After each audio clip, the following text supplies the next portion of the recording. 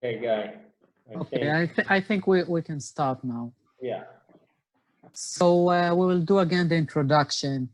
Thank you again for coming, for joining us today.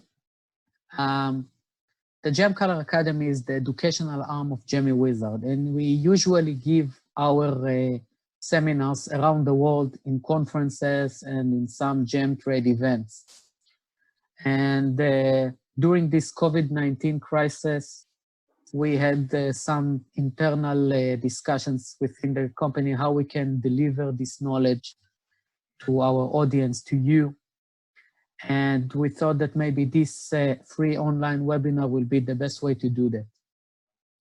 So what we are going to talk today is about colored stones grading and pricing. And we are going to cover the factors that are important, the main factors that are important for grading and pricing of colored stones. And we will also talk a little bit about ruby, sapphire, and emerald grading. Today in the panel with me are Menachem Sevdermish, the CEO and founder of Gemewizard, and also a 40-year experience as a gem trader. Menachem, introduce yourself. Hello, good evening. And also together with me is Kobe Sevdermish from Advanced Quality, the CEO of Advanced Quality, and an expert of mine-to-market processes. Kobe, you are muted. Sorry. Hi, good evening, good morning, good afternoon, everyone. Okay, so this around 1 hour lecture will be done continuously, and I suggest that all questions will be kept to the end. We will give time for questions about the presentation and also any other subject around this topic that our panelists will be happy to answer. If you have any issue, please keep it to the end, and then we will do it using the raise hand feature. So we will start now. So colored stones grading is somewhat similar to the way that we are grading diamonds, for those of you that are familiar. The difference is in the techniques, the way that we evaluate and the way we are measuring each parameter. We are using the 4 main factors like in diamonds: the color, the clarity, the cut, and the carat, what also known as 4 Cs. And we also use other terms like transparency, source, enhancements, and optical phenomena, that all of them may affect sometimes dramatically the price of a gem.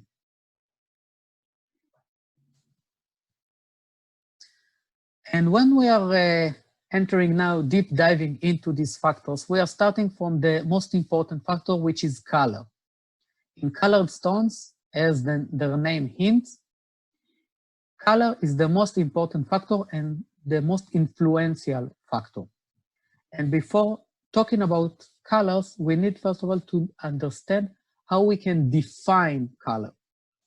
And color can be described using 3 main factors, main parameters. The first one is hue, and hue is actually the first impression of an object.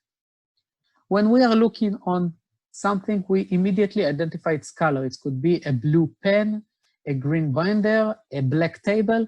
We immediately identify the dominant color of it. So if we look at it, we can see here, for example, we have 3 glasses, and we can put different colors in each one of the glasses, and we immediately identify them as blue, green, and red. The Gemewizard system that we are using is actually the digital system, the digital version for the GIA color space system. And it comprises 31 hues. starting from red here at the bottom, which is number 1, and moving counterclockwise until we are getting here to slightly purplish red, number 31. The second factor that we are using is saturation. And saturation is actually the strength of the color. For example, let's take again these 3 glasses. And all of them are filled with water. In the first glass, I am adding 1 drop of strawberry syrup. And I'm getting a kind of a pale red color. In the second glass, I'm adding 2 drops. And the color becomes deeper. And again, in the third glass, I add more and it's become even deeper than the others. This is the idea of saturation. All of these colors are actually red, but there is difference in the depth of each color. Now, if we are looking through the Gemewizard system, we see that the colors are running from here. You can see this is number 1, the palest color. And we are moving, adding more and more color into that until we are getting to 6, which is a very vivid, very deep color. The third factor that going together with these two, with the hue and the saturation, is the tone. And we will take the same example again. We're taking 3 glasses. In all of them, I'm putting the same amount of strawberry syrup, the same amount of saturation. But now I'm also adding drops of black ink into it. In the first one, I'm putting 1 drop of black ink. In the second one, I'm putting 2 drops and it becomes darker. And in the third one, 3 drops and it becomes even more darker, the darkest among the 3. This is the tone. It means that the color, the hue, was the same for everything, which is red. The saturation was similar in all glasses, but the difference was only with the tone, the darkness that we add into the color, the mixture. And if we look at it through the Gemewizard system, we see here that the lightest color are starting from number 2, because number 1 is something that it's almost impossible to show on computer screens. And we are adding more and more darkness into that until we are getting to number 8, which is a very dark stone. 9 and 10 are also available, but they are looking almost completely black. Now, if I'm now comprising all of them together, concentrating all the information together, I'm getting kind of a matrix that's showing me all the possible colors. For example, we are now looking on a matrix that all of the colors that we see here have the same hue, which is red. But the saturation gives a difference from the palest to the deepest, and the tone is giving us the darkness from the lightest to the darkest. And this combination of hue, tone, and saturation will give us the exact color here in the middle. Now, let's do a little bit of practice to see exactly how it works. So for that, I will use the Gemsquare system, which will allow us to describe easily. Oh, one moment.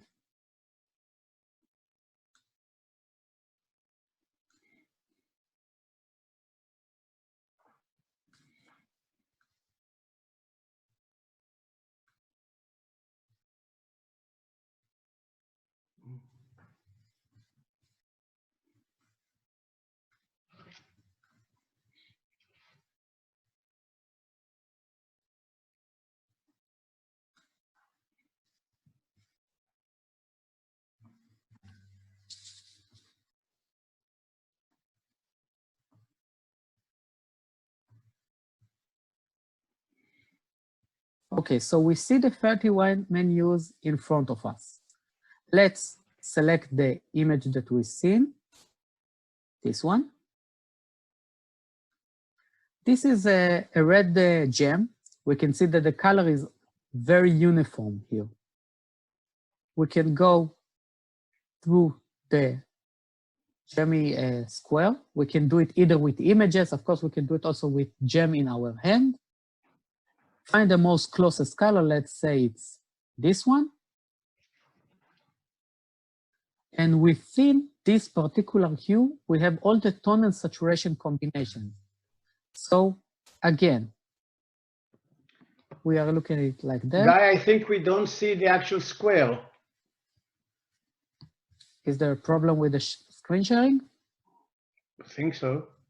Yeah, I don't see it too, the square. I don't know if other people see it, but I don't see your work on the square. Maybe you haven't shared. Maybe a problem with the internet. One moment. Do you see it now? Yes. Yeah, now we see it. Okay. So what we see now, it's the tone and saturation combination for this particular hue.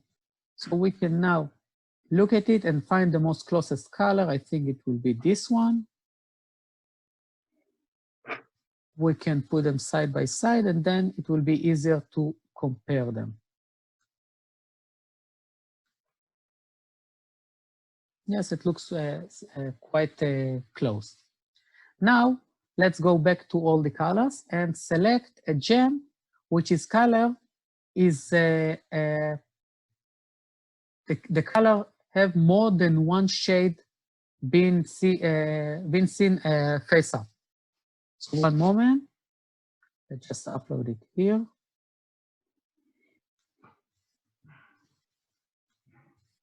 Okay, so now we see it's a kind of a green color, but also have some yellowish teenage inside in some areas. So we need to look at it as a kind of an average and saying, okay, this is a yellowish green color, something like this hue. And inside the tone and saturation combination for this hue, I think the closest color will be this area.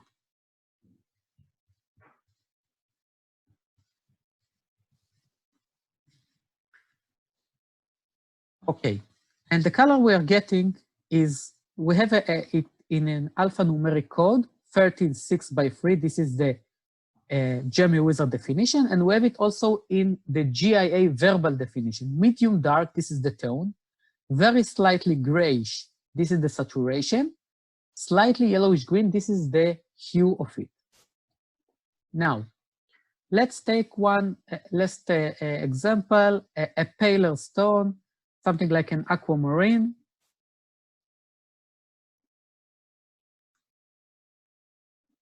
And start again from the beginning. We will take this gem. We can see that the closest hue of it is probably this one. It's a little bit tricky because the stone is a little bit pale, but this is actually the closest hue. And because it's a very light and very pale stone, we are looking at the top here. And I think that the closest color will be probably this one. Again, see them side by side. We can see that this is a very close color. And the color is 22x2. GIA will call it very light, slightly grayish, greenish blue.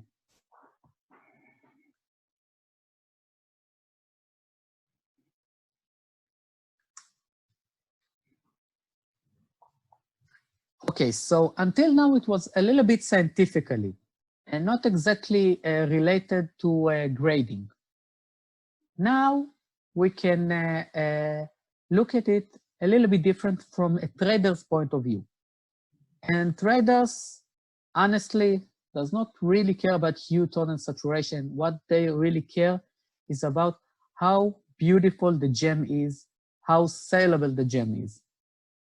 And for that, they are using a kind of a quality grade ruler that is going from the best color, the most valuable and the most sought after color, going towards to the less preferred and usually the least beautiful. Now, it's very important to understand that these rulers are something that is very subjective, and some sellers will grade one gem differently from the other. Now, how they are grading it exactly? There are three different systems for grading of gems. The most common one, used by most of the traders today, is gem, AAA, AA, A, B, and C. And these are usually the most common grades that you will see in traders' offices or in booths in trade shows. Another quite popular system is the verbal system: exceptional, extra fine, fine, good, commercial, and low commercial. This system is mainly used by appraisers, and you can see them in many appraisal reports. And the last one is a numeric system going from 10, which is the most valuable color, to 1. And this is used by some laboratories around the world. It's not really affected the trade in some way. Most of the trades still prefer to use the gem, AAA, AA, A, B, and C. But this is also a system that you can find in some reports. Menachem, would you like to add something a little bit about colors and the differences? Yes. What we see here generally are probably the grades of tanzanite from gem, which is a very saturated, beautiful purplish or violetish blue, less and less color until it is practically light, low commercial. This is for tanzanite. However, if we were discussing a different kind of stone, for example, aquamarine, that low commercial would have been quite good color. Commercial would have been a good color. And what they call here good would have been exceptional for aquamarine. That means that the type of grades of color, the qualities that we are talking, depend on which stone we are talking about.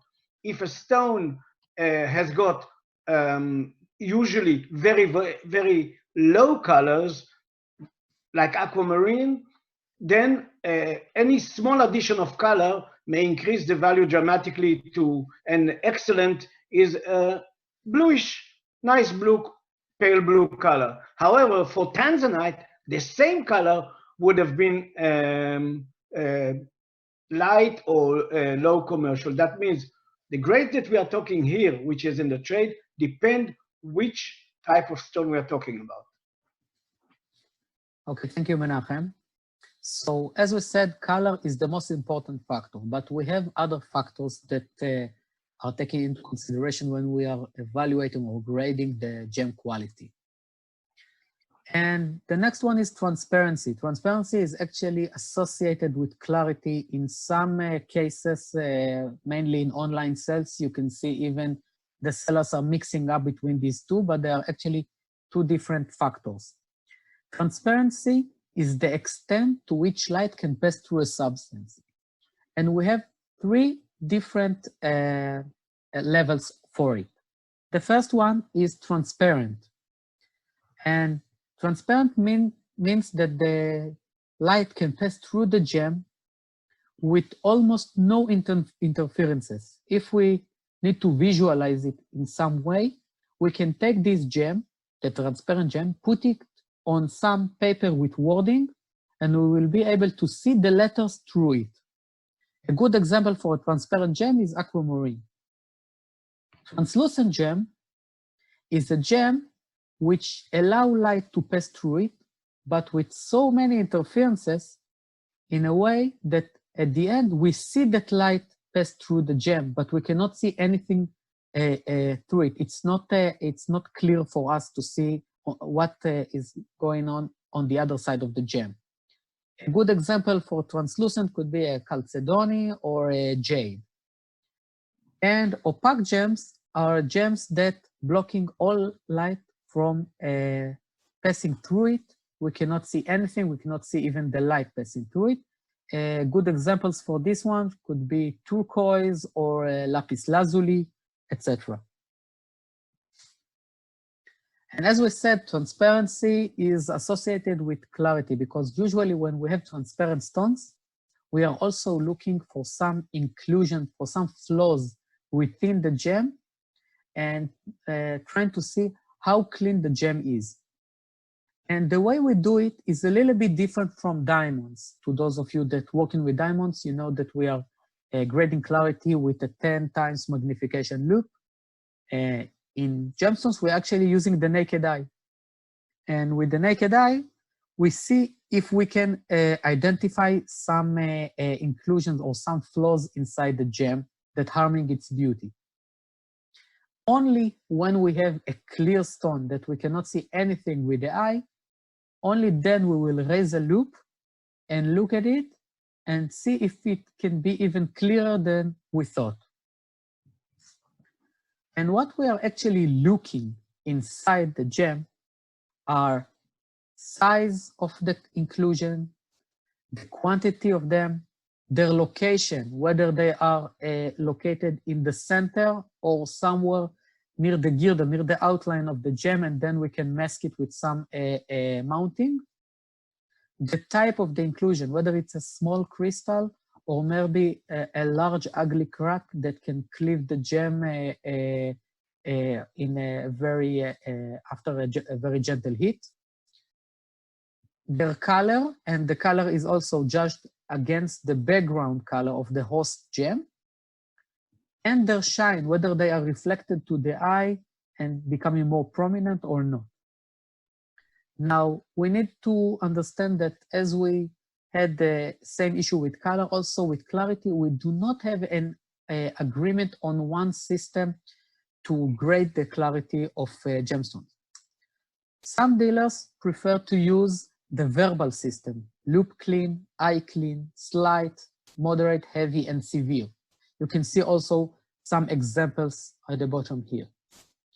Others prefer to replace the same terminology and use the terminology of diamonds, but everything is judged against the naked eye. So we have VVS, VS, SI, etc., but all these colors will be judged against the unaided eye. Kobe, would you like to elaborate a little bit about the differences between the grades and the effect on the pricing? Well, sure. I would like, basically there are 2 points that I would add here. One is that there is a difference between each type of gem in the type of grades that you give, in the whether it is harsh, the way you sort the clarity. For instance, in aquamarine, a slight inclusion in an aquamarine is considered very lower quality, and also the price dramatically drops. Whereas in, for instance, ruby or sapphire, you are more lenient on the way that you sort the clarity. So if you have a small inclusion, or even if it's slightly included, you are more lenient to that, and also the price drops less dramatic than in aquamarine or tanzanite, for instance. I would say that in tanzanite and aquamarine, if there is a small inclusion, even a small inclusion, there is a drop of sometimes between 30 to 50% in the price, and Guy will show you later on the pricing issue. But these are 2 points that I think are very important when you sort clarity grades in gemstones. You have to realize that there is a difference between each gemstone. Okay, thank you, Kobe. And let's have a look on some gems and also understand a little bit better what Kobe just explained. So we have here 3 different gems. Let's look on the first one.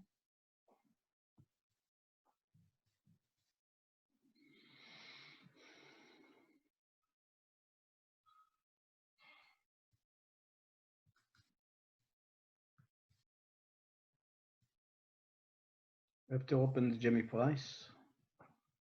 Do you see my screen? Yes. Okay. So what we are looking here is on a Tanzanian zircon. And we can see that this gem has some flaws here on the left, all this area, and some minute things here at the bottom. Now, let's compare it with a clarity grade ruler from the Gemi price pricing system.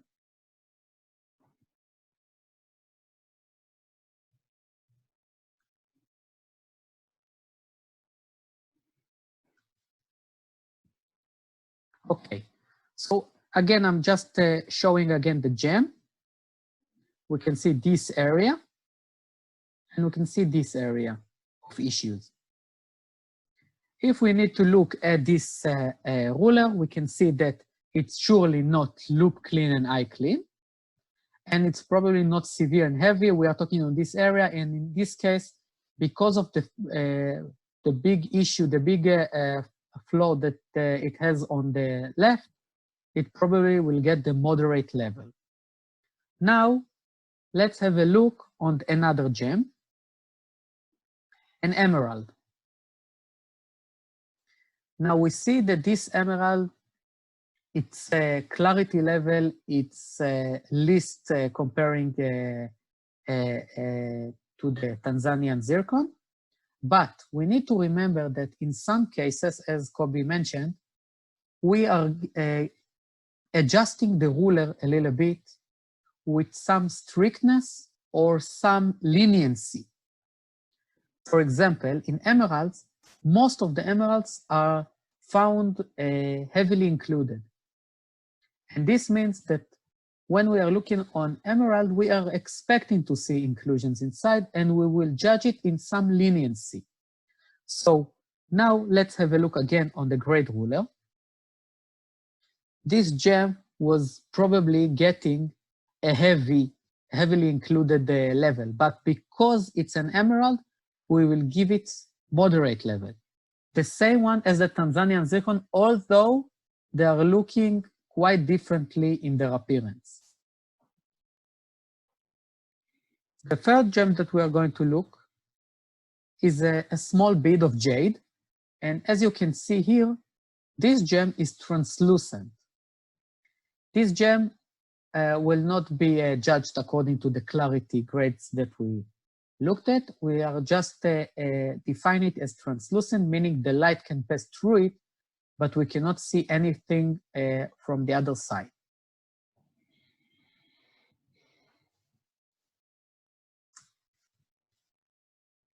So this is what we see. The next factor is cut.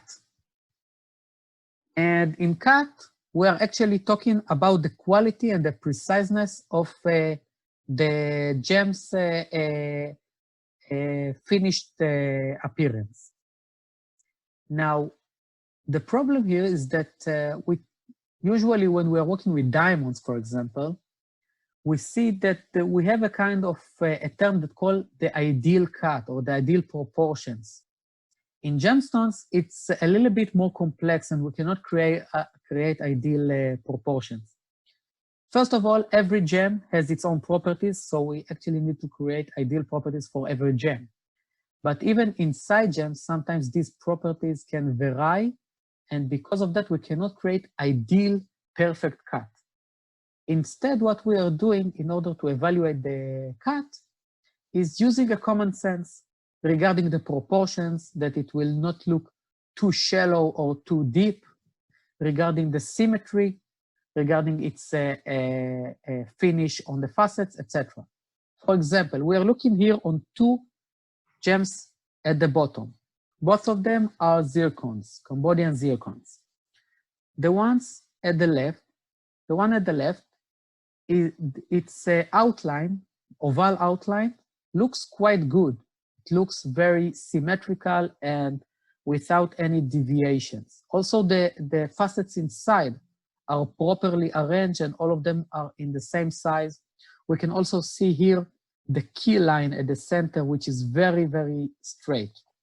On the other hand, we have a gem here, also a zircon, where we can immediately identify that there is a problem in the outline of the gem. It doesn't look like an oval. It's something between a round and oval, and also this one is a little bit twisted.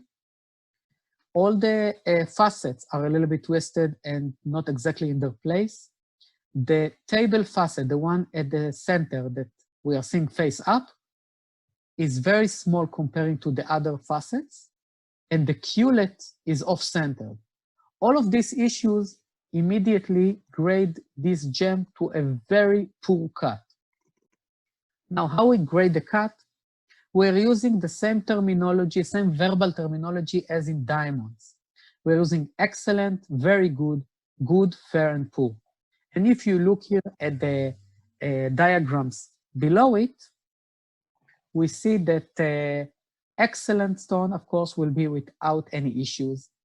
And when moving to the right here, we see more and more issues regarding the outline, the way the facet junctions are meeting.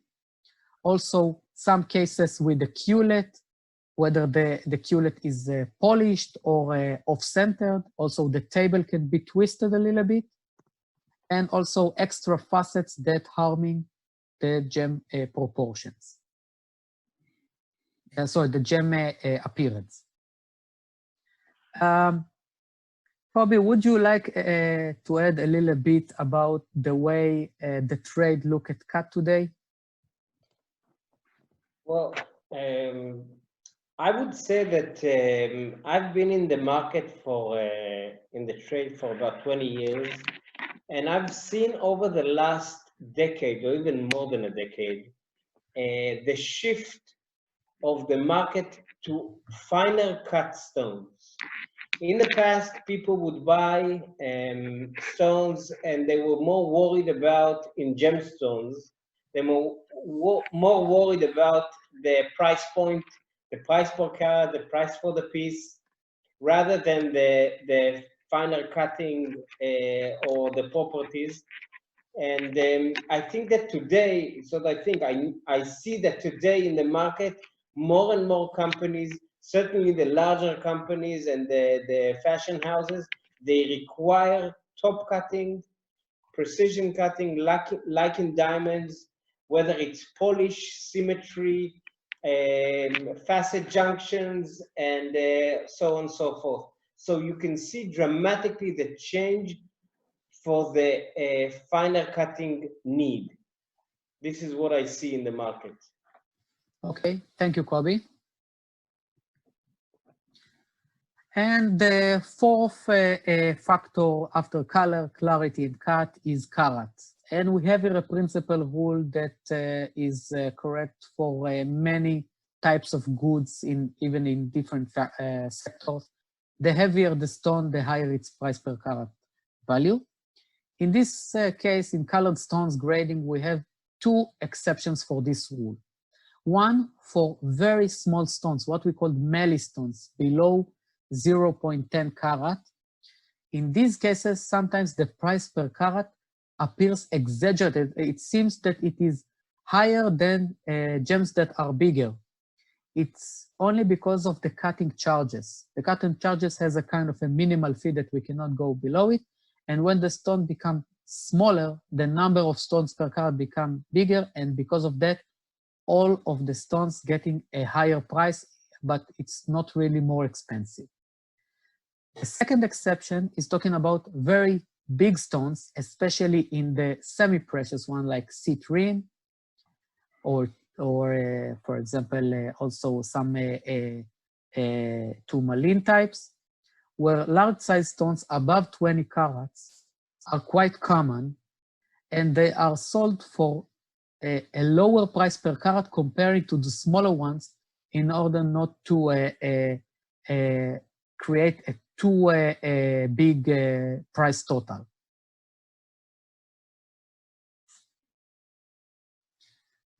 Another factor that we have is source, also known as country of origin or locality or provenance.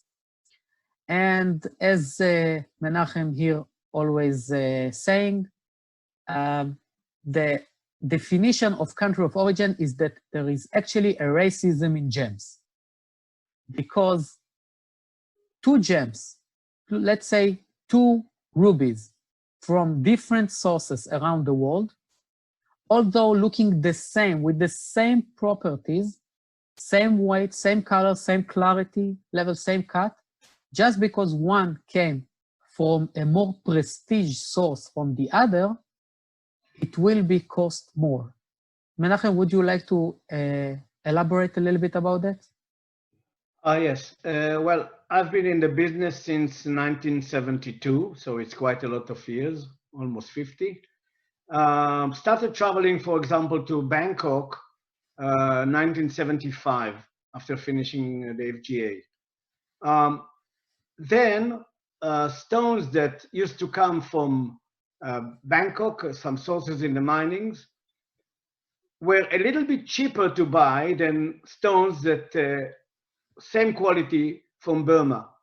Practically other sources around the world didn't exist, or were very, very few stones came from these sources, like in Africa, etc.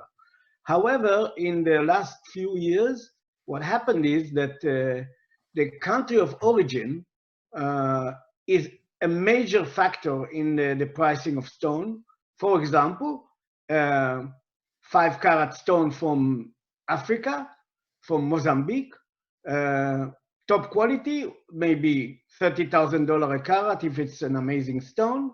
The same stone, if it is Burmese, both of them unheated and untreated, can reach $200,000, $300,000 a carat in auctions today, just because it is Burmese. Same thing with sapphires.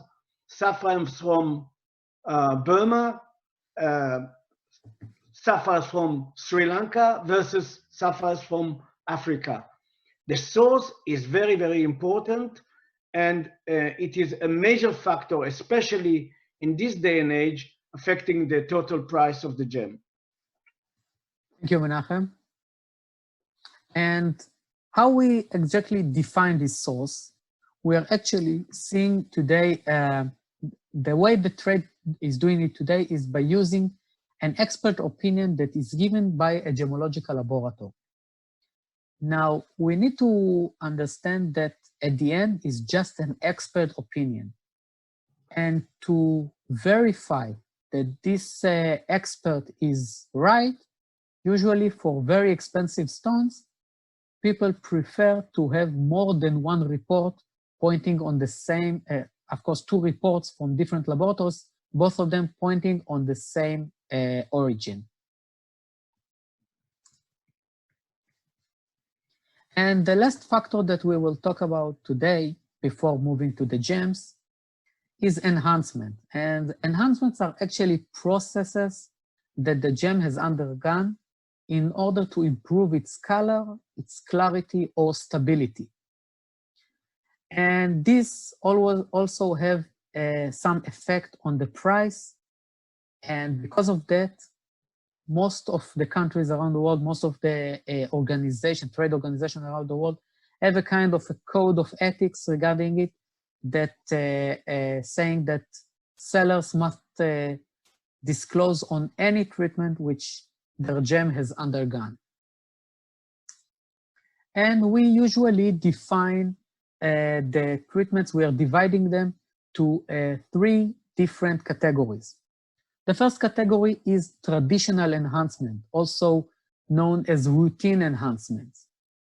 These are processes that the gem is routinely enhanced by, and most of the gems in the market are with this enhancement. For example, if we look on emeralds, above 95% of the emeralds are fracture filled by oil. Because of that, this becomes the default for emeralds. When people are showing emeralds, everyone knows that they are talking about emeralds with oil, unless they will be stated differently.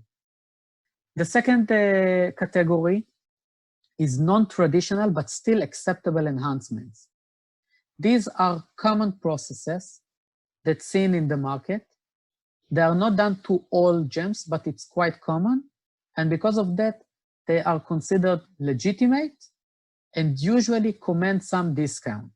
For example, we have a heating process in Ruby, and sometimes it leaves a side effect of flux residues within fractures. In these cases, when these residues are abandoned, there is a kind of a discount that being done for these gems. The third category is unacceptable enhancements, which are processes that change or deceive the original identification of the gem, meaning that someone is trying to cheat and give a false appearance. For example, we can talk about colorless beryl that's been dyed with a green dye in order to look like an emerald. These are usually less legit, and if, of course, everything can be sold for some price, but this will be almost worthless. So let's start with the gems. The first gem that we are going to talk about is ruby. And for those of you with a less background in gemology, ruby is actually a red-colored variety of the corundum mineral. The corundum mineral can be found in many colors, but when it is red, we are calling it ruby. All the other colors, we will call them sapphire.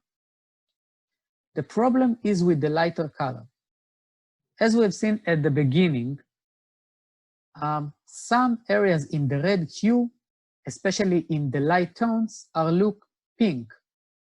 And because of that, we have some issue with the definition of these minerals, because we cannot know exactly when ruby, the red variety, ends, and pink sapphire, the pink variety, starts.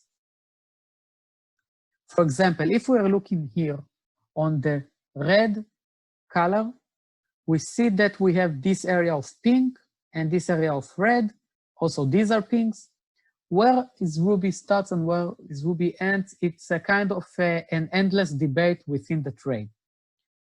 What we at Gemewizard did, we did a kind of a world survey around the world, trying to check in all 5 continents what exactly their definition for the border of ruby and pink sapphire, and trying to create from that a kind of a global average. This imaginary line that we did here, of course, can be moved to the right or to the left according to the adjustment of each market, whether it's a more strict market or more lenient market in its definition.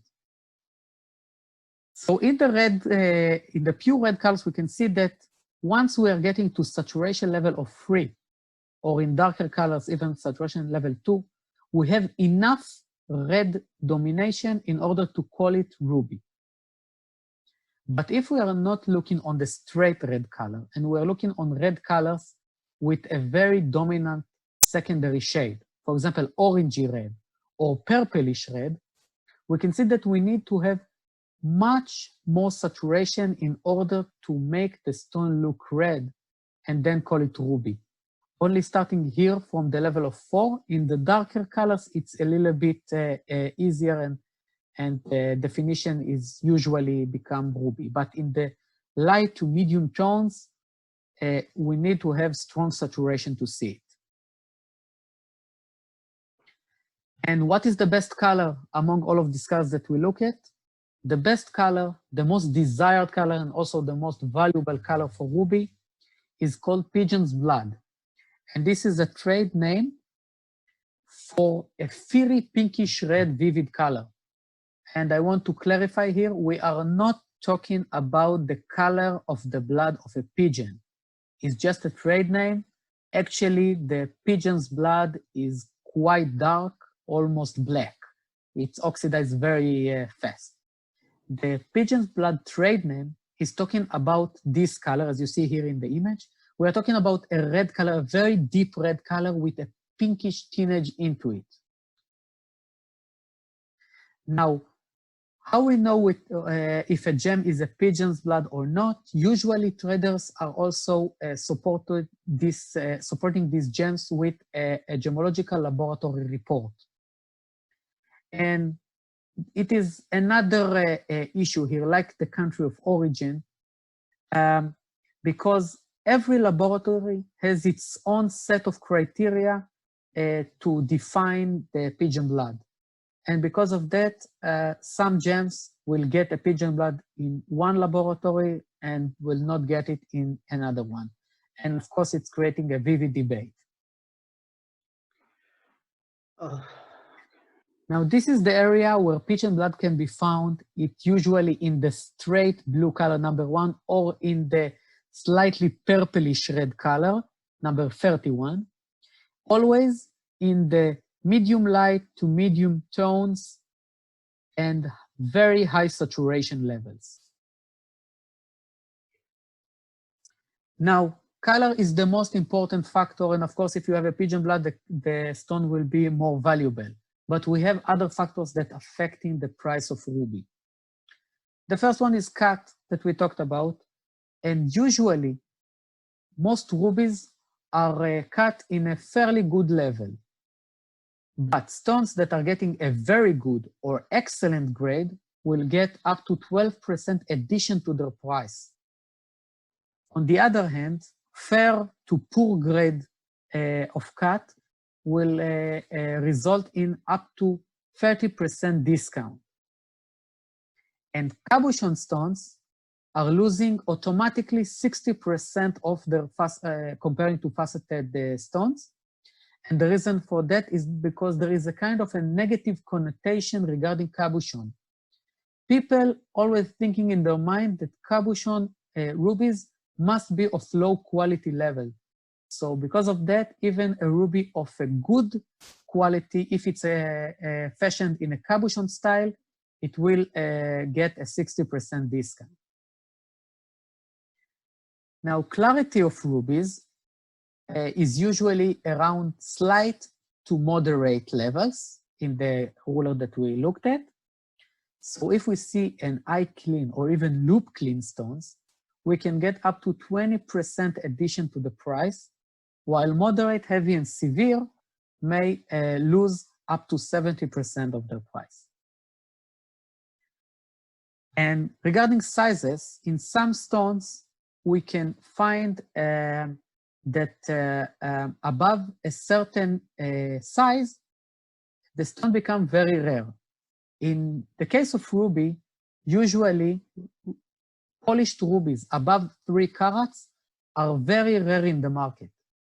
And because of that, immediately after, when crossing from 2.99 to 3 carats, we're seeing a kind of a jump in their prices, a jump, of course, up in their prices, and sometimes it may result in 3 times the price of a similar, slightly smaller stones. Guy, I think that we should let people also ask questions if yes, at the end. In the middle of the... Yes, at the end of the session, we will allow them to ask all the questions. We will leave time for that, of course.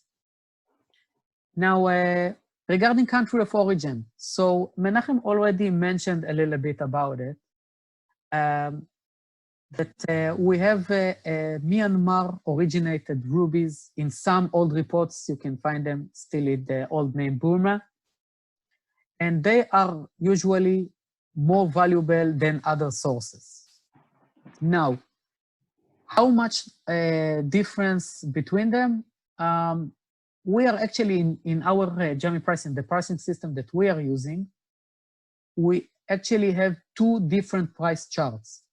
One for ruby that comes from Myanmar, and one for rubies that are coming from all other sources. And the difference between them is huge. One noteworthy origin from the other sources is Mozambique, which currently is losing around 10% comparing to the regular ruby price. And this is because of an oversupply. Menachem, would you like to elaborate a little bit about it? Yes. First of all, about ruby from Myanmar, Burma, from other sources in Bangkok, in Thailand, and in Africa, and in Sri Lanka. If 4 decades ago, the difference between Burmese ruby and local Thai ruby was 30–40%.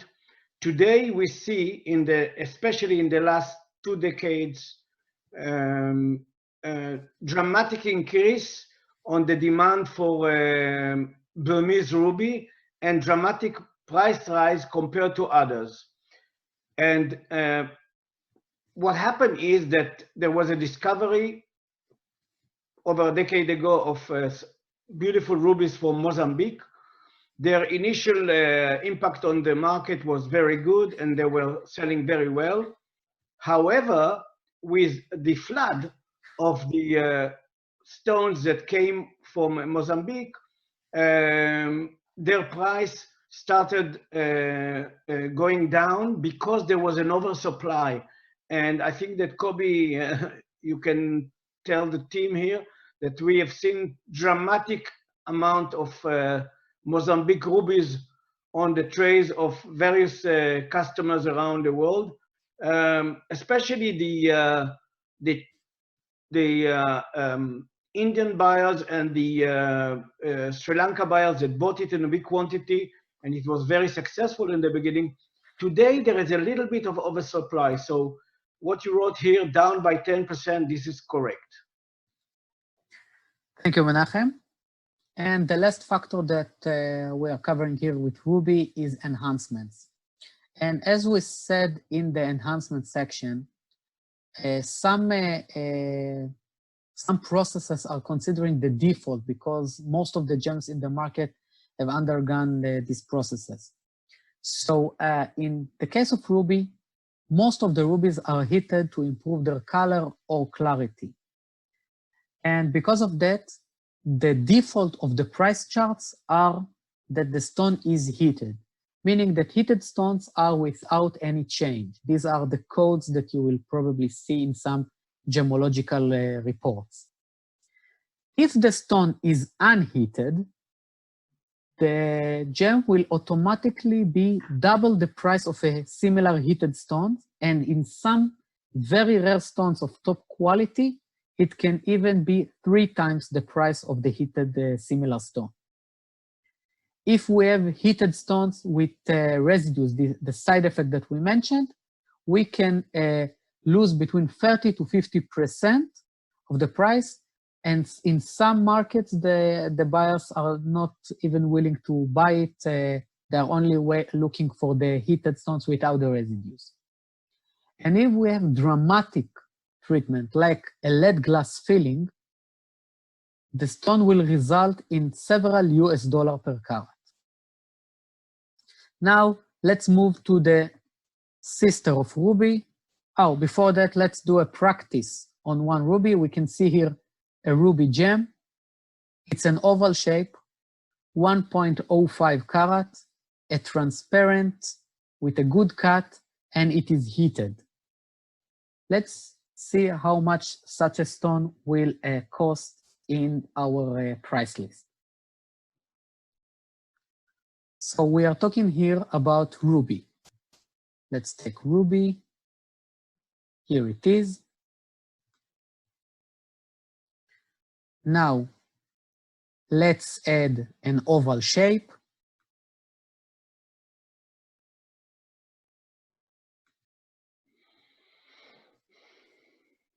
And now let's add the weight. This was a stone of 1.05 carats. It means that it enters into the 1 carat category. Now, let's upload the gem image.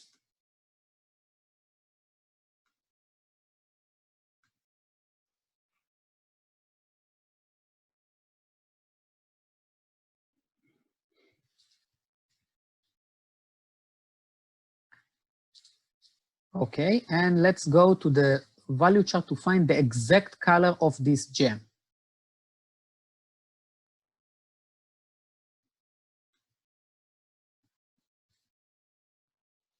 We can see that the most closest hue is probably this one.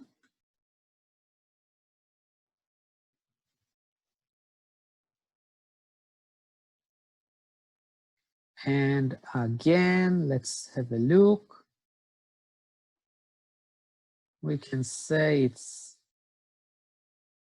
probably this one. And this is 35 by 5. This is the Gemewizard code. In some laboratories, this color is called vivid red. GI call it medium strong, strongly purplish red. We can, of course, also, if we need to communicate it with our clients or with our colleagues, we can send an email with this information saying, for example, this is the gem that I'm going to buy. I know that my camera usually twisting a little bit the color, so this is the color that you are going to get. And the other side doesn't need to have the Gemewizard system.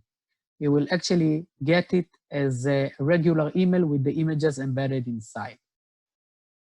Now, let's select it and continue with the calculation. So we selected the color. We can see it here. And then this is a transparent gem, as we said, of a moderate clarity level, a good cut, and the treatment was heated. So let's take a heating, and such a stone should cost $1,050 per carat. Now, just for the demonstration, if I will now change the treatment state to unheated, none, the price will double itself.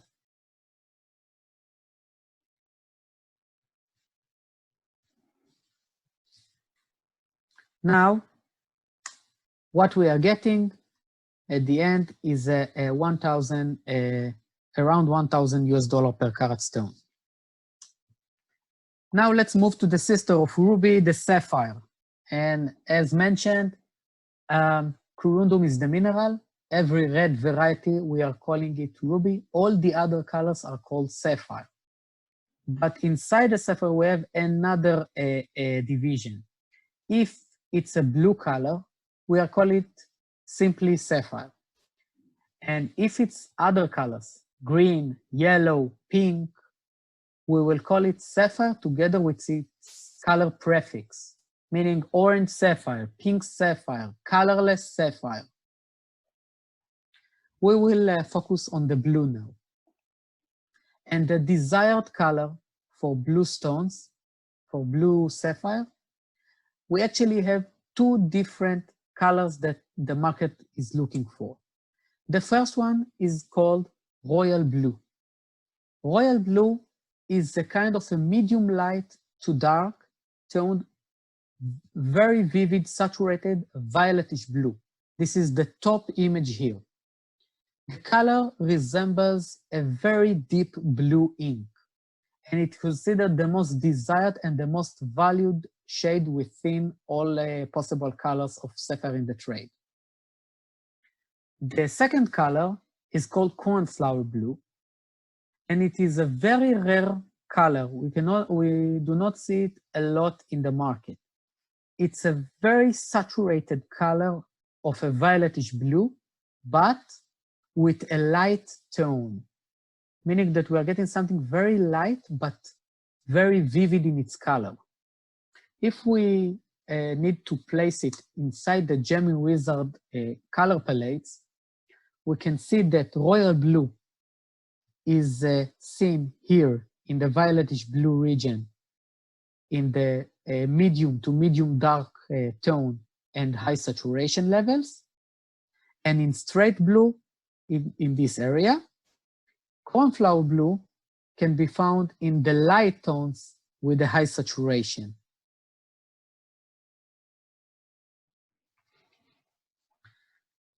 Other factors that affecting the price of sapphire are, first of all, the color uniformity.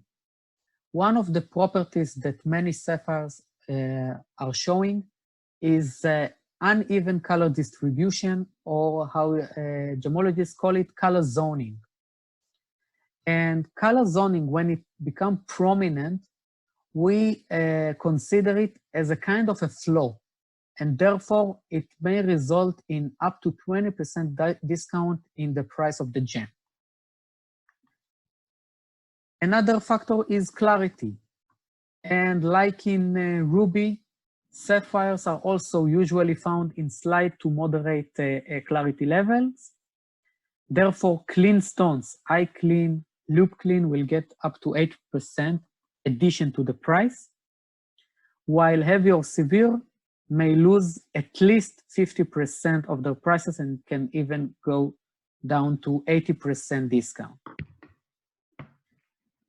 Also, like in ruby, we have a kind of a rare size barrier for sapphires, and sapphires that crossing from 4.99 to 5 carats, usually we see a price jump of up to 40% in their prices.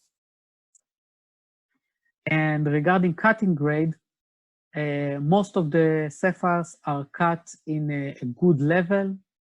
If we see very good or excellent grade, we can add 16% to the price. If it's a fair or poor levels, we can lose up to 40% of the price. In the country of origin, in sapphires, we have two desired or sought after sources. One is Kashmir, the Kashmir region in India, and one is Myanmar, like in ruby. And like in ruby, also in our pricing system, the price charts are different.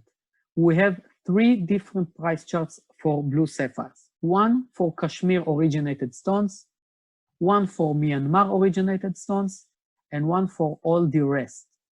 And one noteworthy origin from the other sources list is Sri Lanka, which become the next sought after origin after Kashmir and Myanmar, and therefore sometimes getting up to 20% addition to the price, but again, we're using the regular price chart.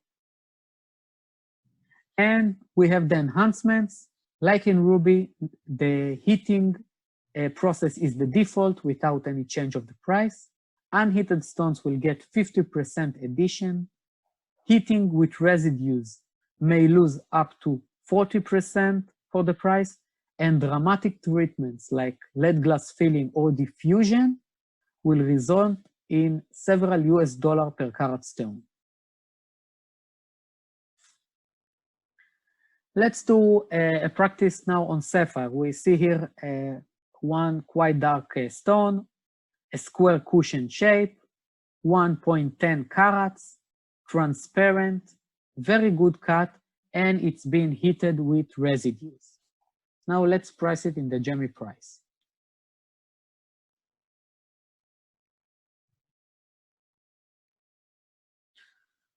So at first, we can select sapphire blue.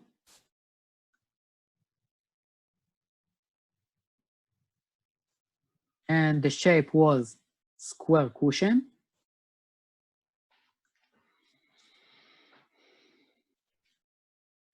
The carat weight was 1.10, which means that it will be still in the 1 carat category. We can upload here the gem image.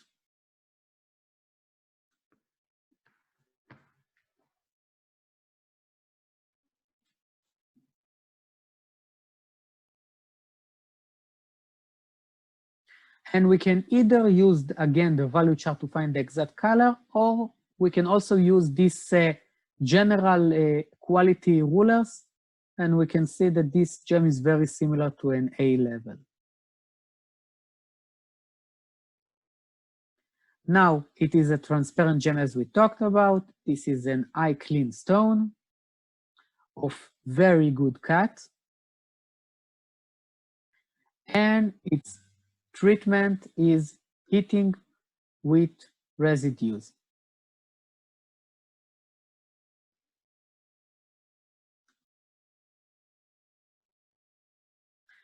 The price for such gem is $80 per carat. Now, let's have a look what will happen if I will change now the treatment from heating with residues to lead glass filling. The gem price will immediately drop to around $5 per carat.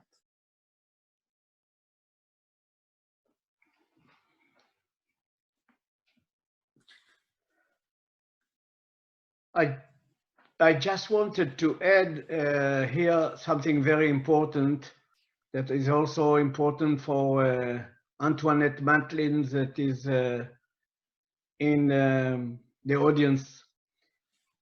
Some people like Antoinette, myself, and others already many years ago decided that we don't think that lead glass ruby should be called ruby because in fact they are taking corundums of practically no color, filling them with red lead glass and selling them like as if they are natural ruby. So only the name ruby,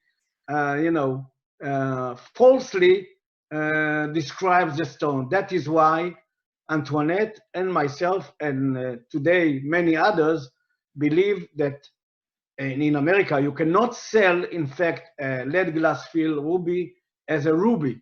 You sell it as a lead glass combination because you don't really know how much lead there is there and how much corundum there is there. That was a small thing to add. Thank you for adding it, Menachem. I will just emphasize that according to the FTC rules in the US, some of these gems are not even called lead glass ruby. They are actually called a manufactured product because they cannot even evaluate the ratio between the glass and the host corundum. Okay, so let's move on to the next gem, which is emerald, the last one for today. And emerald is a green variety of the beryl mineral, and it's found in various shades of intense green. Now, it's very important, the key word here is intense. Although many laboratories define emerald according to the chemical composition of it, and some impurities that it buries inside, most of the trade is still working according to the general appearance of the gem. And emeralds are those green beryls that their green color is the obvious dominant shade of the gem. For example, we can see here the pure red palette and the slightly bluish green one. And we can see that once the saturation level becomes 2, or in darkened stones even 1, we already see a dominant green color. And this means that all of these will be considered as emeralds. But the paler colors here at this area are not, their green color is not dominant enough and may be called green beryl, which is a less expensive variety. I'm just reminding here that all of these borders are just a global average that we create according to a survey. In some markets, this line may move also to another level to here. Now, if we are looking on green colors with a secondary shade, like yellowish or bluish teenage, we can see that in the slight cases where it's a yellowish green or bluish green, any levels of 2 or 3 in the saturation in these cases will be called emeralds. But once we are getting more yellow or more blue into it, we need to have not only a strong saturation, but also a dark tone to get to this area that still look green and being considered as emeralds. Of course, these are emeralds of lower quality, but still emeralds. And the best color, the most desired and most valued color for emeralds is called grass green or vivid green. In some old reports, you can also find it with the name muso green. And this color is actually a deep, saturated, slightly bluish green color. If we want to look at it exactly in the Gemewizard scale, we can see that in the straight green colors, we are talking about these 8 colors of a strong saturation and medium light to medium dark tones. And if it's a bluish green color, we can add a little bit more dark tone into it, and it will still be called vivid green. Other factors that affecting emerald are clear stones. Let's start from clarity, because as we said, most of the emeralds are heavily included. And if they are heavily included, finding a clear gem without inclusions inside and with excellent color may result in doubling the price or even more comparing to a similar gem of lower clarity. Now, regarding country of origin, we have one source that is considered better than the others, which is Colombia. And stones that are supported by a gemological report stating Colombia origin usually get an addition between 30% and up to twice the price of a similar stone from other sources. We have also a specific case for Afghan emeralds, where some buyers, especially from the former Soviet Union countries, are looking for specific this origin. They want these Afghan emeralds, and if it's something that it's of a high quality and a little bit more difficult to find, they are even willing to pay a Colombian premium or even more just to get it. But this is, again, a specific case for a certain group of buyers. And we have also the Ethiopian emeralds that, until recently, they got a kind of a newcomer premium, a kind of a excitement that gave them some addition to the price. But now they are no longer getting it, and they are selling the same as other African sources. In the enhancement section, we can see that actually most of the emeralds are filled by oil, and this is the default for emeralds, meaning that all the price charts are according to oiled emeralds.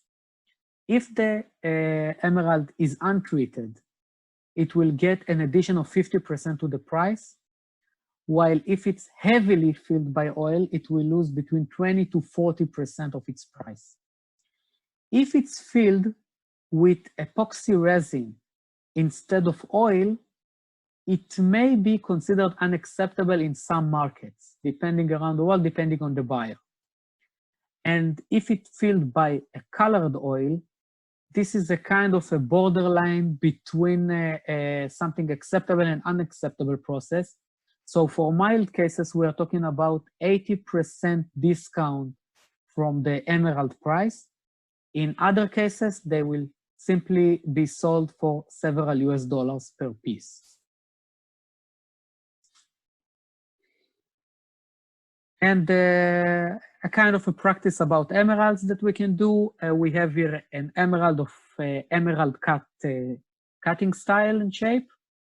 The size is 60 points. It's a transparent gem, good cut, and fracture filled by oil. Let's see its price.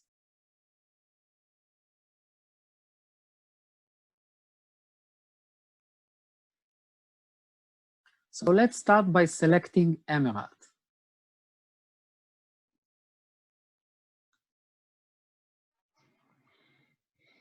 Now the shape was an emerald cut.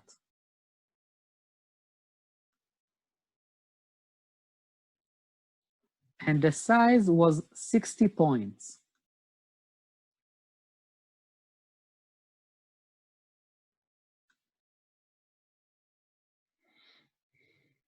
Now let's upload the gem.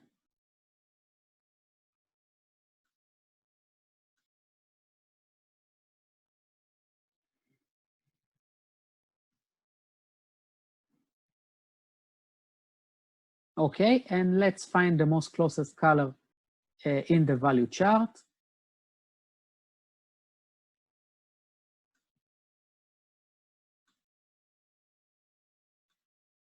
Okay, we can see that probably is this one.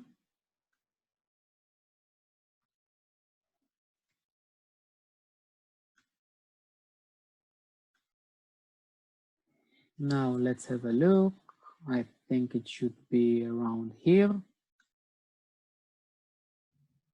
Selecting the color. Now, it's a transparent gem. It's of a moderate quality. It's with it was a good cut or very good cut, I don't remember. Good cut.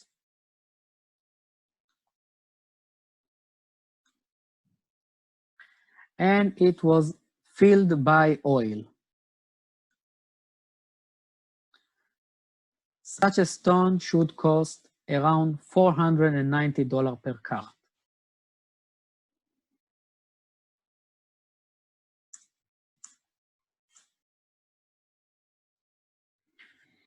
And that's it for today. Thank you all.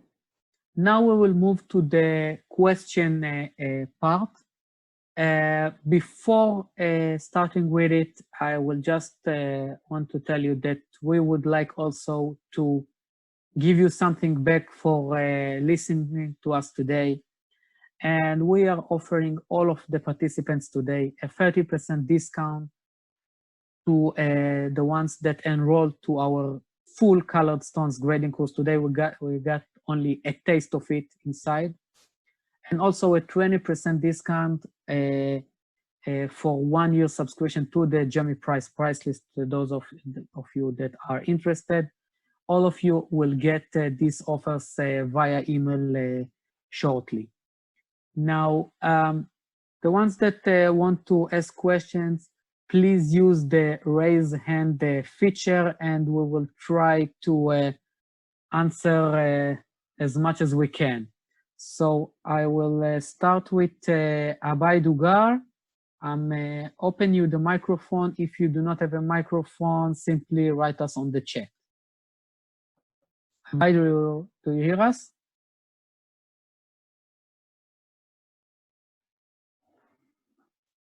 Hello. Hello.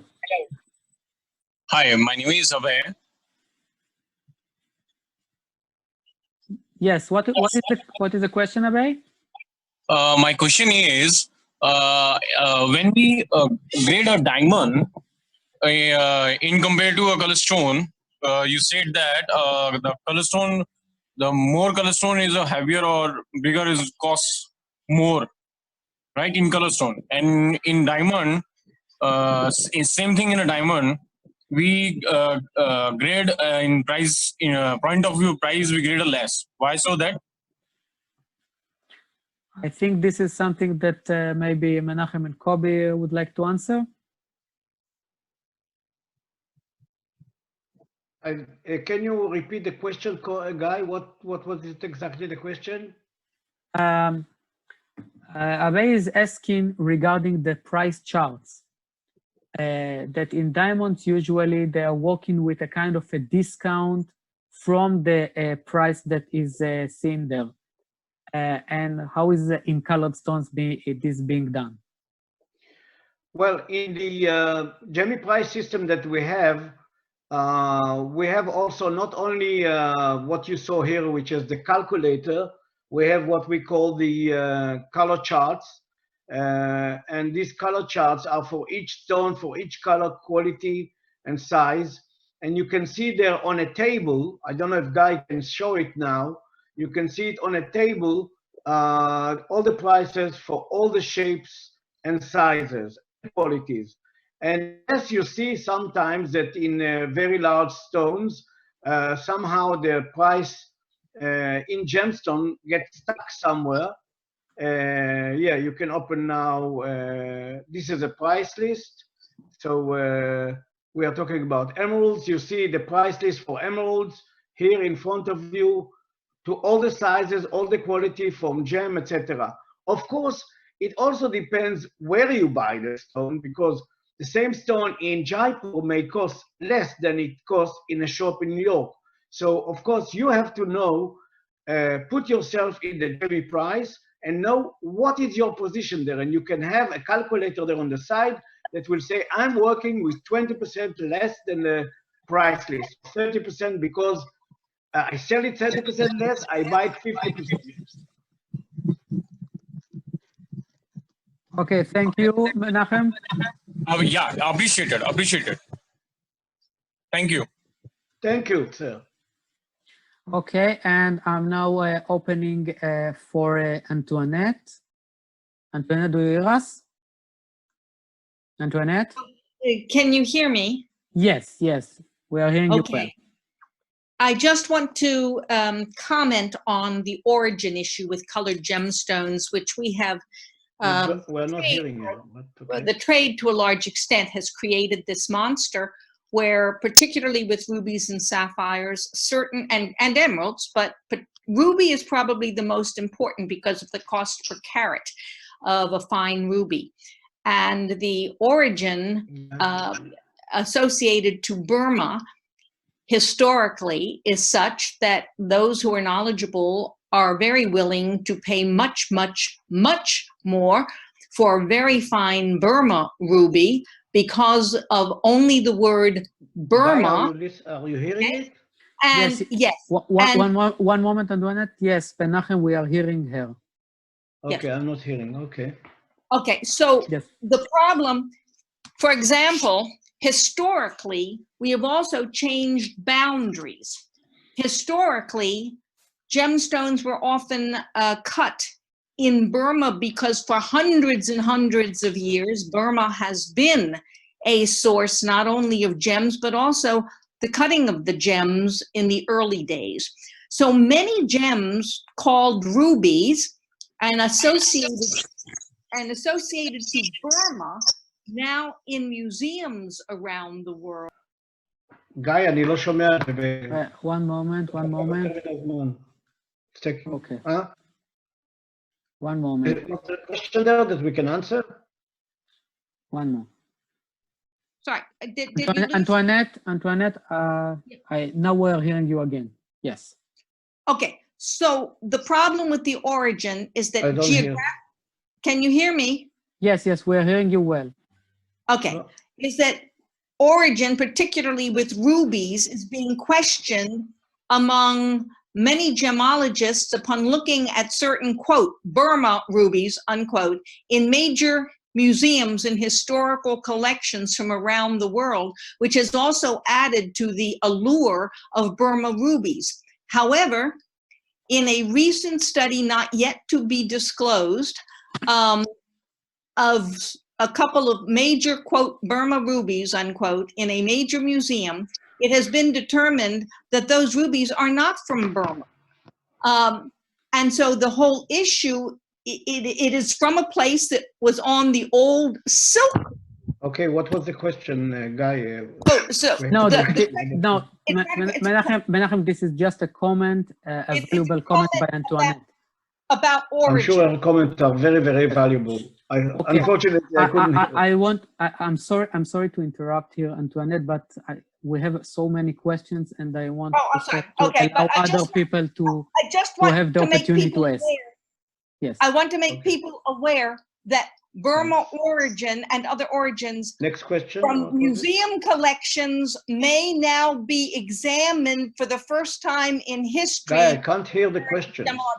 And we may find that some of those other sources, like Tajikistan and Afghanistan, may in fact be called Burma rubies in many museums today. And this may change in the future. So stay tuned to your conferences, Menachem and guide. Thank you very much. And we will move to the next one,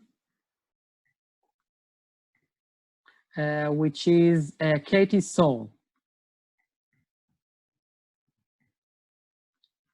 Hello, this is Katie. Hi, Katie. My question is about how you guys are tracking prices to come up with your price list. Here in the US, I'm most Kobe, are you hearing it? Yes, I'm we are hearing. the Gem Guide or you know, some of these other price lists. So I was just wondering if you could touch on a little bit how you're coming up with those. Yes, I will answer on that. First of all, you just mentioned the Gem Guide, and I want to add here a comment that Richard, the owner of Gem Guide, is a good friend of us, and he has a great pricing list also. The difference between us is the methodology, the way that we collect the prices. What we are using a big data analysis, meaning that we actually scanning online goods that are offering for sale on the internet in any particular moment from all tiers of the market, from dealers to wholesalers to retailers. Each one is positioned in its exact place in the pipeline.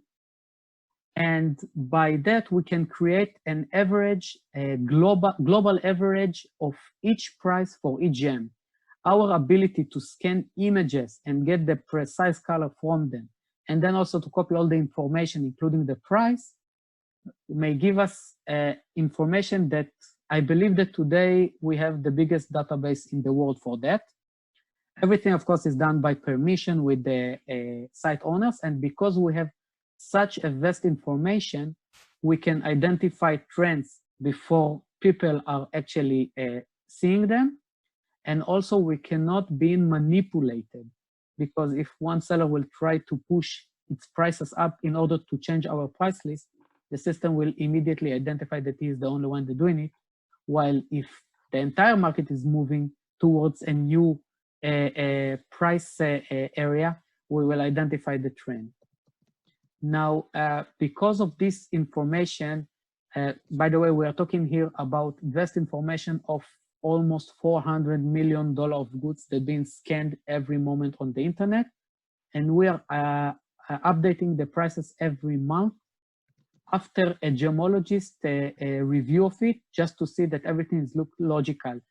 No human intervention in the prices and the way that they are being calculated. I hope I answered your question. That was wonderful. Thank you so much. You are welcome. And let's move to the next one. And the next one is Daisy. Daisy, I opened your mic. Daisy, do you hear us?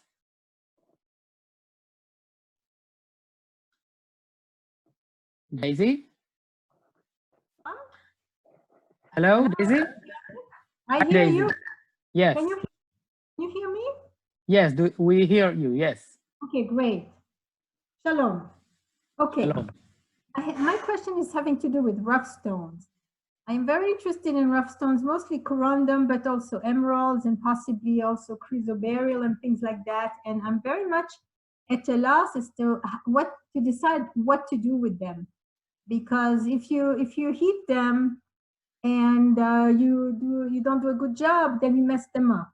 If you don't heat them, you might lose on the color. How can you decide if you're better off? It's not only color, it's also the clarity, right? When you heat them up, you also get better clarity. So if you have, let's say, a corundum that has a nice color, but nothing out of the ordinary, and if you heated it, you would get a much better color, but on the other hand, you might mess it up, and also it might lose its value because it's heated. How can you decide? And do you have anybody, any specialist maybe here, or anybody that... I think this is a great question to Kobe, the one that is doing it, I think, every day. The same question. Well, Daisy, can you hear me? I mean, am I on? Yes. Yes, okay. Can you hear me? Yes. Okay, great. Daisy, listen, this, I have to tell you, this is like the $1 million question, okay? Because this is like a question basically that holds our business together. This is like the trade secrets, which, you know, well, in the past and also today, it transfers from a father to a son. I see, So, okay. and my father is here, by the way. I understand. So, but this is a tricky question because there are so many stones, so many sources, and it's very difficult to answer on one, you know, on this panel, to give you answer for all of that. Because this is really, it's a matter of knowing exactly this knowledge is something that is kept within the companies that are manufacturers of gemstones, whether it's in Bangkok, in India, in Sri Lanka. It's not only the sourcing of the rough, but it's also the processes of heating sapphires. And I'm telling you that I know people in Bangkok that they will not reveal to their sister the way they heat sapphires. So this is a very big question with a very elaborated answer, if even possible to answer. So it's something that I think it's not suitable for the panel right now here. I understand. So if, let's say, if I sent you an email from the email where you sent me the offer to join, would you be willing, would you receive that email? Well, send me an email and we can certainly go from there. To the same email? We will add an email address into the following email for your questions, and of course for those that we will not have time today to answer. Thank you so much, and Kol Tov and Chag Sameach. Thank you. Kol Tov, Chag Sameach. And now we will move to the next one, which is Sarah. One moment, Sarah. Sarah, do you hear us? Sarah? Hello? Sarah?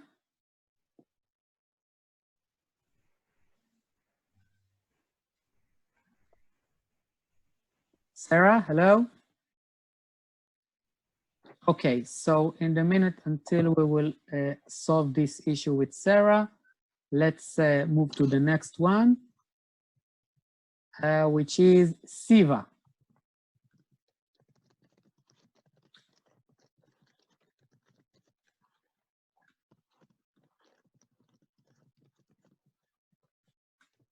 Siva? Siva, do you hear us? Siva? Hello, Siva?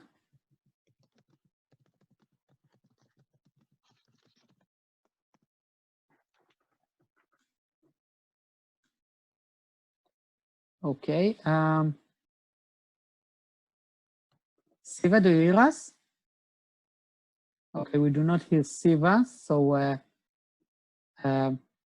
fortunately we will move to the next one. And it is Prerna. I hope I pronounced it well.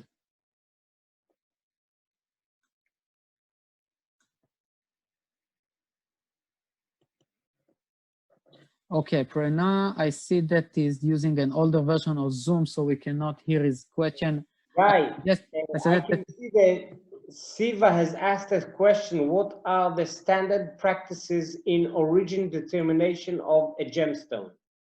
So maybe that is something you can answer. Okay. So first of all, again, just reminding that when we are talking about identification of country of origin for gems, we're actually talking about an expert opinion, or if we will be honest, a well-educated guess. And usually it's a kind of a composition of three different areas of factors that we are gathering together. One is the chemical composition of the gem, mainly the impurities that we see there, and we are looking for some minorities that make a specific origin unique and identifiable. The second one is the microscopic world of it, the inclusions inside. Some areas have underground processes that create a specific inclusions, a specific type of inclusions inside gems, which allow us to diagnose and identify the exact origin. And also we have an area, it's also related a little bit to the chemical composition of the leading color of the gem. Some colors, especially this is more an apparent way, some colors are associated with some areas, but of course this is with many exceptions, some unique cases that will show unique properties. But again, we are gathering all this information together in order to get the best guess for the origin. Okay, the next one that I'm opening is Gonzalo. Gonzalo, one moment. Maybe it's better to write the questions. Gonzalo is currently muted. I'm trying We have to... Wilson, which is waiting to ask questions. Maybe Wilson, you can let him ask. Wilson, let me find. Did he use the raise hand feature? no. Now he did. Okay. Hello, you hear me? Yes, we hear you. Yeah, Wilson? can you hear me now? Hello? Yes, I'm here. This is Yes, Gonzalo. one moment. I'm hearing two at the same time. Wilson, can you please wait for a moment and we will hear Gonzalo question and you will be the next one. Gonzalo? Okay, I'm here. Thank you guys for the webinar, very interesting. Thank you. I have two questions. Yes. How do you see with this new, we just finished ethical resource seminar from one of our clients. It was mandatory, and I see a new trend in this new ethical sourcing. How do you see the added value to the ethical sourcing value to the stones? That's the first question. And the second question is just a little bit more into the futuristic science. How do you see the COVID situation affecting the value of the stones in the near future? Those are the two questions: ethical sourcing and the future value of the stones after this. I think these two questions are for you, Kobe. I will add something to the second question later. Okay. I can tell you, first of all, it's nice to meet you and thank you for the kind words. I'll answer the first question. I am a part of the board of ICA, and everything that people talk about today is about ethical mining, ethical sourcing, and this is like the thing for the future. People are organizing together those ethical unions, and the big companies in Europe and in the States, they are now requiring all their vendors to go through a process of testing and questionnaires and all that. It is a very important thing, in my opinion, due to many factors worldwide. If it's child labor, if it's poor places all over the world, but I do think that it has reached a stage where it might be even a little bit too much. How it affects the value of the gemstone, I think that at the end of the day, buying a gemstone from a reputable source that has legitimate trading behind him, legitimate sourcing, whether he can exactly say that he bought from a legitimate source in Africa or wherever it is, that they go through also a certain process to be legitimate, and everything is ethically done and you know, exported officially. I think that there is an added value to the gemstone.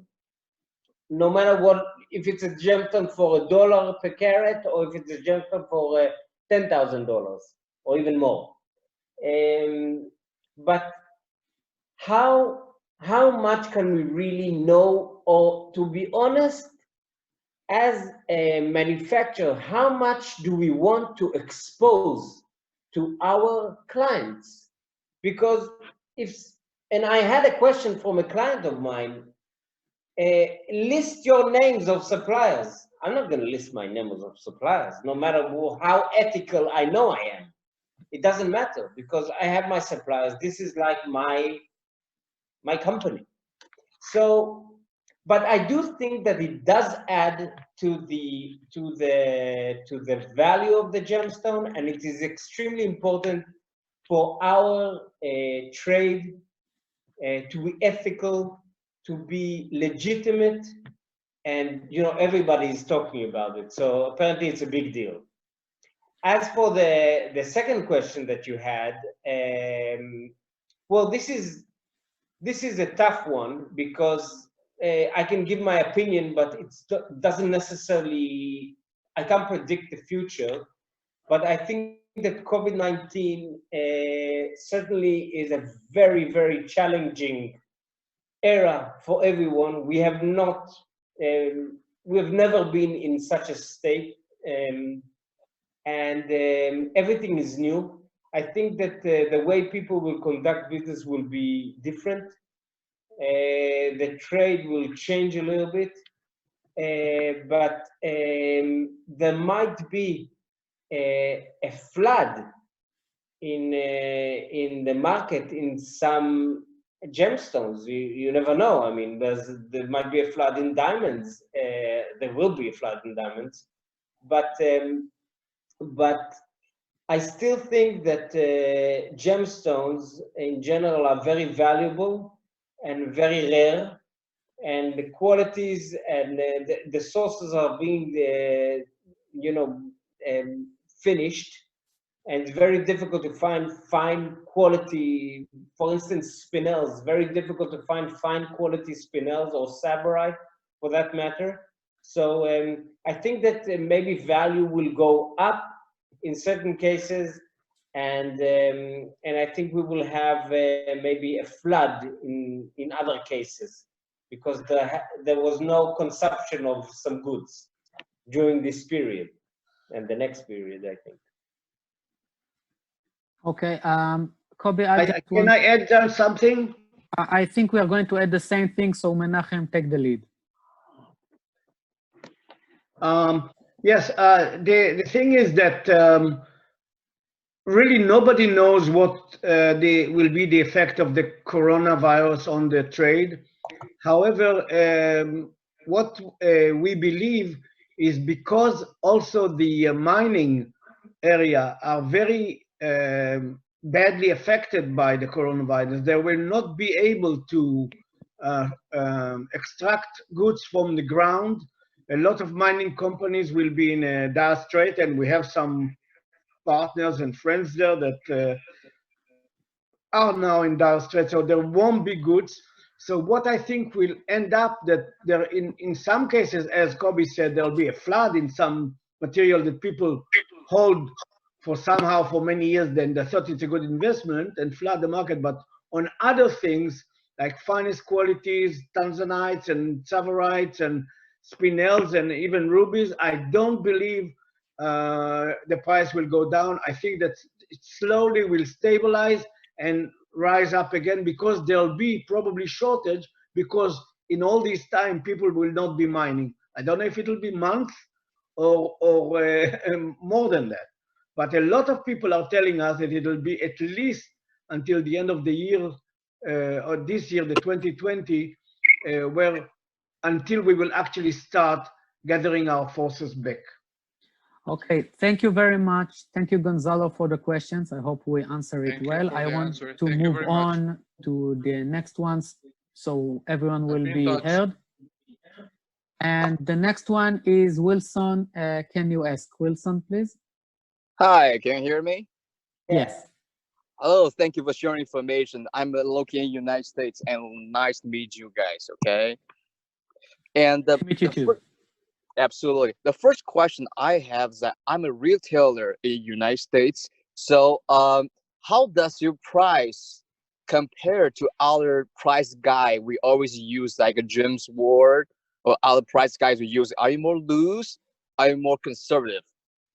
And how should I use your price guide to pricing my inventory in my store? That's my question. Thank you. I think this is a question for you, Menachem. I didn't hear the question. Can you repeat it for me, The question is comparing to other price charts of colored stones in the market.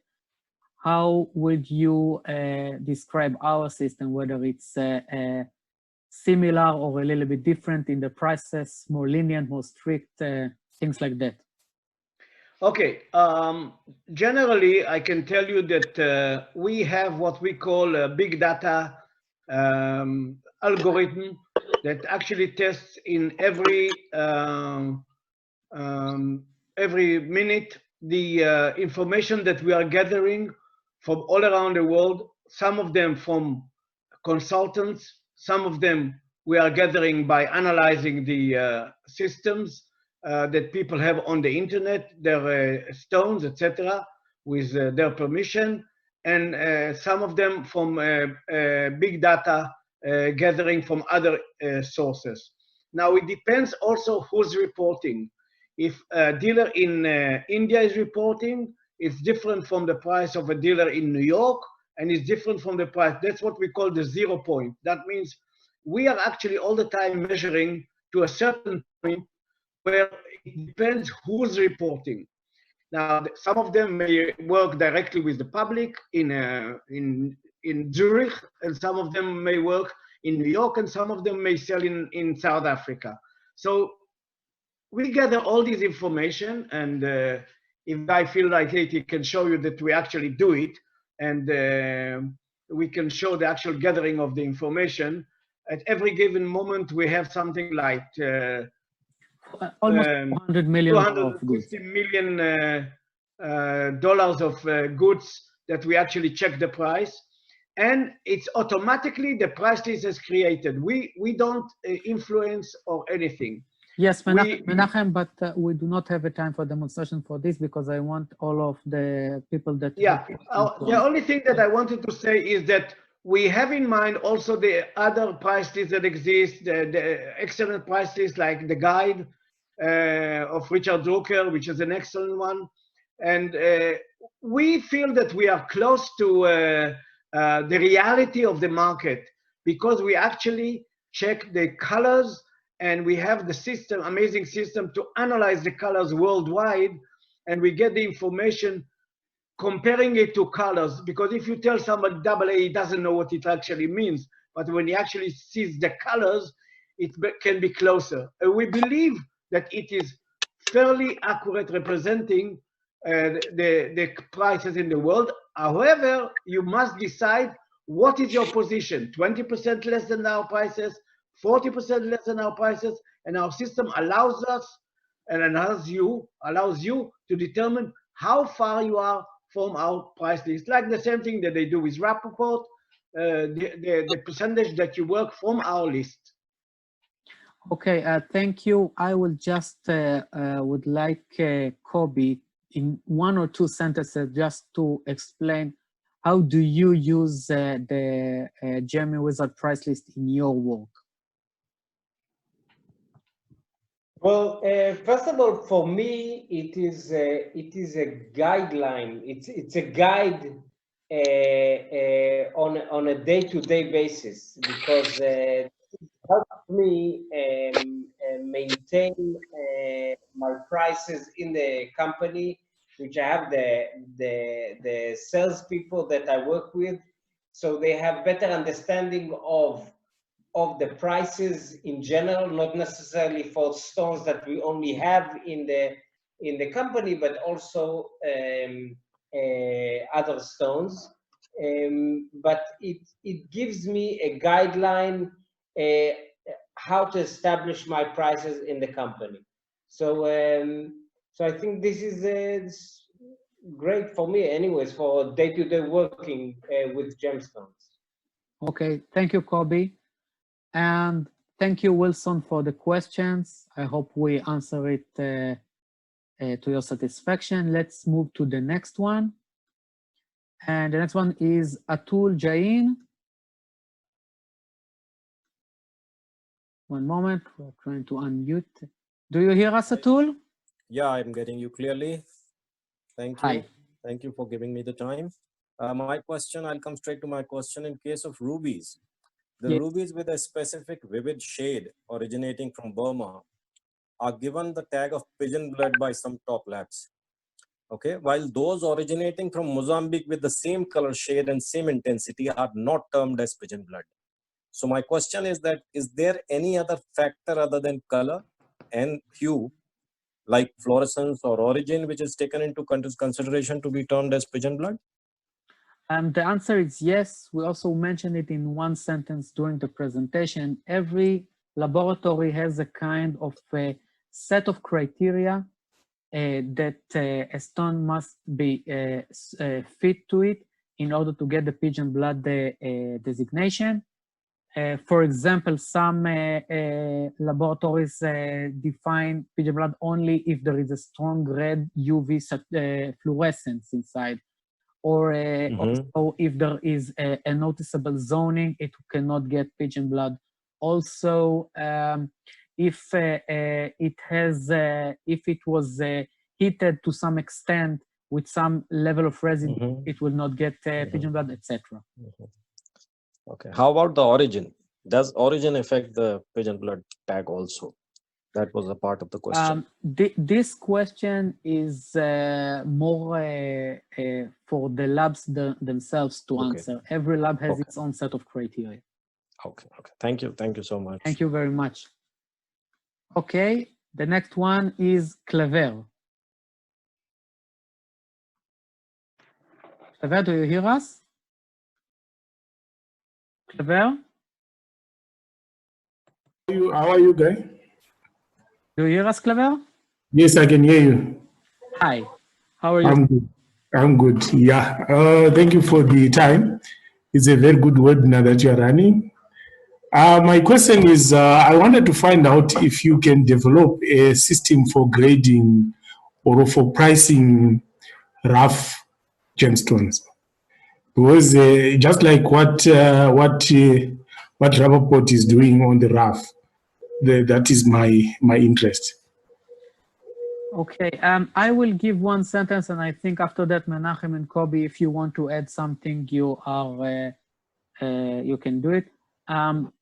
Just one sentence. The rough is a very complex thing, because the resultant color that you will get from the polished stone can be can vary in many ways, depending on different color distribution within the gem, orientation, the angles of the gem, etc. So it's very problematic for us to give a system that will, let's say, forecast the color of the fashion gem.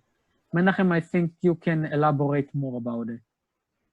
What was the precise question, if I can? The question is, if we are developing a system that can also analyze color of rough stones. First of all, yes, we can analyze the color of the gem as it is in rough, but we don't really can foresee the precise color that will come after cutting. That means we can take the piece of stone, and we did it many times, on thousands of stones a month, and we grade each one of them according to the Gemewizard colors and put it aside. Now, many times as you said, the direction of the color, the shape of the rough, and the what we call pleochroism, that means different colors from different locations. So the fact that you measure the color of the rough doesn't really help you to determine the final stone.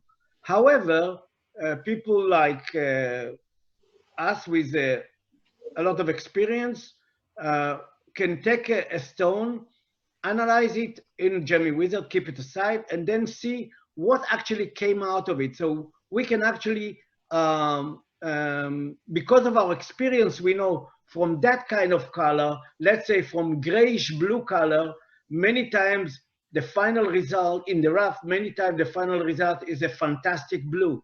And in fact, when you look at the rough, the rough looks gray. So, and many times also with blue within green. So you look at the stone, blue within tourmaline, within green tourmaline, and the combination looks lousy in the rough. However, when you cut it and you direct the table in a certain way, you add this bluish tint into the green and make it amazing color and saleable. So in fact, yes, you can analyze the color of the rough, but it is only with a lot of experience that you know that from this analyzed color of rough in these directions, such and such come. And you always have also surprises, sometimes good surprises and sometimes not so good surprises. Yeah, that's good. Thank you so much. It's a very good system that you have. I've used it. Thank you. Yeah, thank you so much. Thank you, Guy. I will just mention that Clever is one of our graduate of the full colored stones grading course. Thank you, Clever. And the last two questions for today, I'm opening now for Lisa. Lisa Cohen, do you hear us? Lisa? Trying to unmute her, one moment. Can you hear me? Yes, we hear you well now. Hi, thank you. I have a question regarding color calibration. Can you talk about how, for color comparison, because color can vary between computer monitors, how do you calibrate? Okay, so first of all, a great question, and we are getting this question a lot. And we really like this question because we have a great answer for it. First of all, yes, there is difference between color monitors around the world, but the difference is negligible today. And I will give an example. When you are entering a TV store, let's say 5 years ago, you will see prominent differences between the monitors. But if you will do the same thing today, entering to a store, you will see that the differences become minute. And the reason is because all the, let's say, known brands, not something that no one heard of, but the known brands of the monitors are all got to the same quality ceiling that they cannot penetrate today. And they are all getting similar to each one, and the differences become minute. And yes, we still see differences, but I will tell you more than that. There is also a difference on the other side, on our side.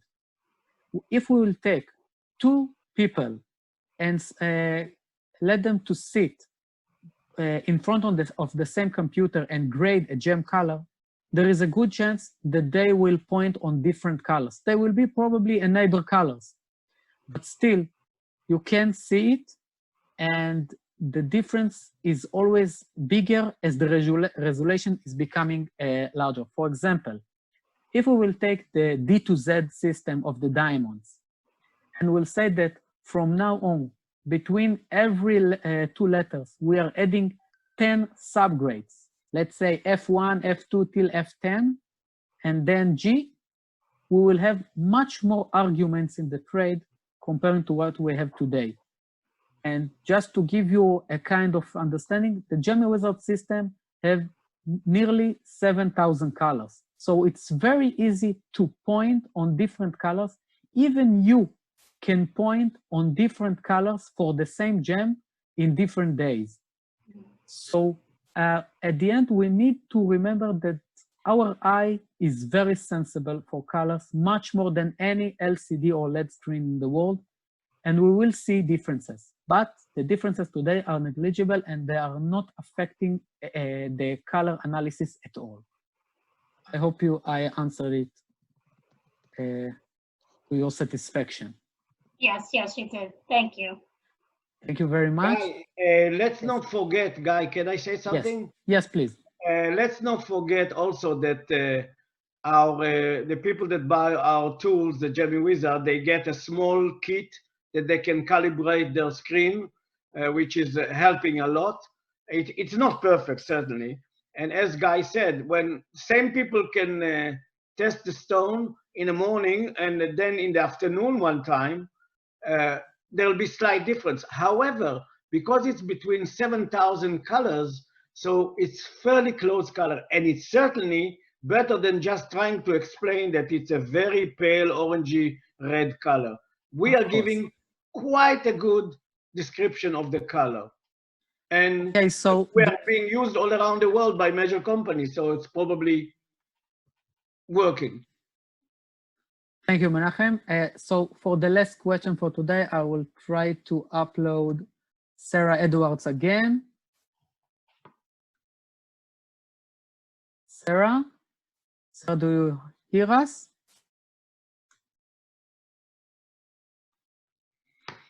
One moment, I'm trying to unmute her.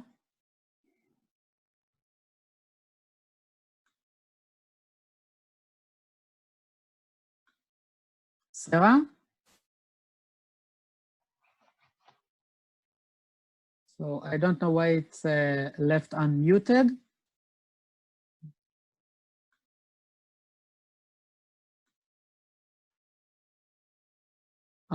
Sarah, do you hear us?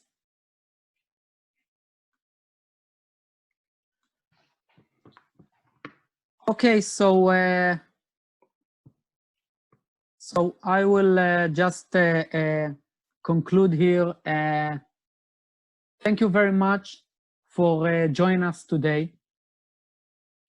And if you have any other questions, we will send you an email with our contact details to consult or hear about our great offers for you.